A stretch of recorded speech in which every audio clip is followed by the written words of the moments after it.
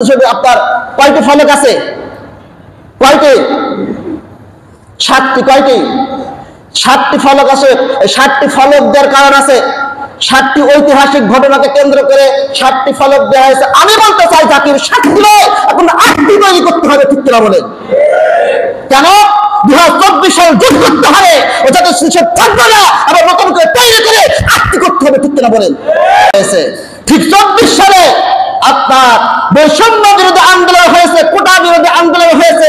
এই আন্দোলন ইতিহাসের পাতায় সারা জীবন লেগে থাকবে। আপনার হাজার হাজার মানুষকে হত্যা করেছে, গুম করেছে।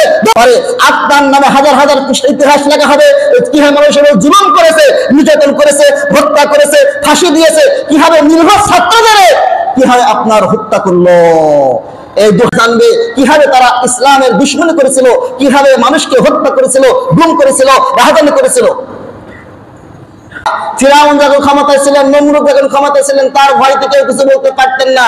কিন্তু এখন ফিরাউন নাই, এখন নমরুদ নাই, এখন আবু জেহেল নাই, এখন আপনার এজিদ নাই, তাদের 6 নম্বরের শিক্ষা গ্রহণ করব আমরা কারগুলার ইতিহাস থেকে। আমাদের নামে যেন কোনো ইতিহাস তৈরি না হয়, আমাদের নামে যেন কোনো ইতিহাস তৈরি না হয়। আপনার যখন ইয়াজিদ ক্ষমতায় ছিলেন তখন কোনো ইতিহাস তৈরি হয় নাই। কেন? ইয়াজিদের নামে ইতিহাস লিখলে কি হবে? তাকে ধরে গ্রেফতার করবে, তাকে ধরে জেলখানায় পড়বে, হত্যা করবে, গুম করবে। আবু জেহেল যখন ক্ষমতা ছিলেন, আবু জেহেলকে কি সবাই ভয় করতেন, তার নামে কেউ কিছু বলতে পারতেন না। ফিরাউন যখন ক্ষমতায় ছিলেন, নমরুদ যখন ক্ষমতায় ছিলেন, তার ভয়তে কেউ কিছু বলতে পারতেন না। কিন্তু এখন ফিরাউন নাই, এখন নমরুদ নাই, এখন আবু জেহেল নাই, এখন আপনার এজিদ নাই, তাদের নামে সমালোচনা হচ্ছে কিনা? হচ্ছে কিনা বলেন? তাদের নামে হাজার হাজার পৃষ্ঠা ইতিহাস লেখা হয়েছে কিনা? আপনার ফিরাউনের নামে আল্লাহ তাআলা ইতিহাস তৈরি করে দিয়েছে মহাগ্রন্থ আল কোরআনে। নমরুদের নামে মহাগ্রন্থ আল কোরআনে ইতিহাস তৈরি করে দিয়েছে যে কিয়ামত পর্যন্ত মানুষেরা এই মহাগ্রন্থ আল কোরআন পড়বে আর ইতিহাস জানবে কিভাবে তারা ইসলামের দুশমনি করেছিল, কিভাবে মানুষকে হত্যা করেছিল, গুম করেছিল, রাহাজানি করেছিল।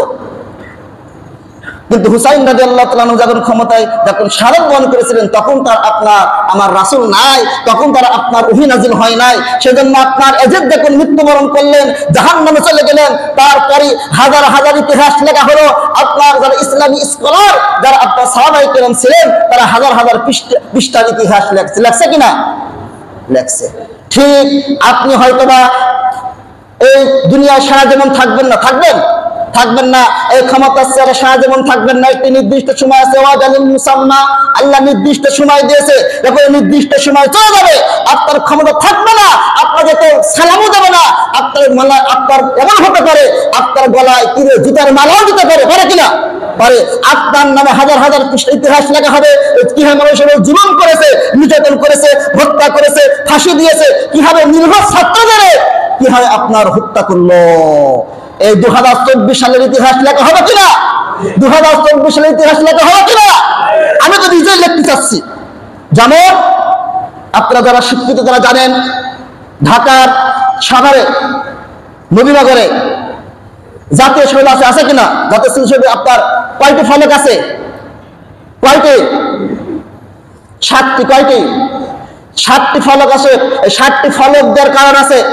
7টি ঐতিহাসিক ঘটনাকে কেন্দ্র করে 7টি ফলক দেওয়া হয়েছে। আমি বলতে চাই জাতির 7টি নয়, এখন 8টি তৈরি করতে হবে। ঠিক কিনা বলেন? কেন? 2024 সাল যুদ্ধ করতে হবে, ও যাতে শিশু থাকবে না, আবার নতুন করে তৈরি করে 8টি করতে হবে। ঠিক কিনা বলেন? 1 নম্বর 1952 সালে ভাষা আন্দোলন, যা ইতিহাসের পাতায় লেখা আছে কিনা? 1954 সালে কি আন্দোলন? যুক্তফ্রন্ট আপনার নির্বাচন। 1957 সালে কি আপনার শাসনতন্ত্র আন্দোলন।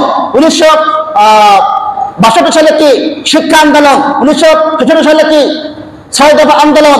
1969 সালে কি অভ্যন্তর আন্দোলন। 1971 সালে কি ভাষা আন্দোলন, আপনার কি মুক্তিযুদ্ধ হয়েছে। ঠিক 24 সালে আপনার বৈষম্য বিরোধী আন্দোলন হয়েছে, কোটা বিরোধী আন্দোলন হয়েছে। এই আন্দোলন ইতিহাসের পাতায় সারা জীবন লেগে থাকবে। আপনার হাজার হাজার মানুষকে হত্যা করেছে, গুম করেছে, দপ্তর করতে। ঠিক কিনা বলেন? আপনারা কষ্ট পাচ্ছেন? কষ্ট পাচ্ছেন? ইতিহাস আমি লিখতে চাচ্ছি, পত্রিকা দিতে চাচ্ছি। 8টা তৈরি করতে হবে।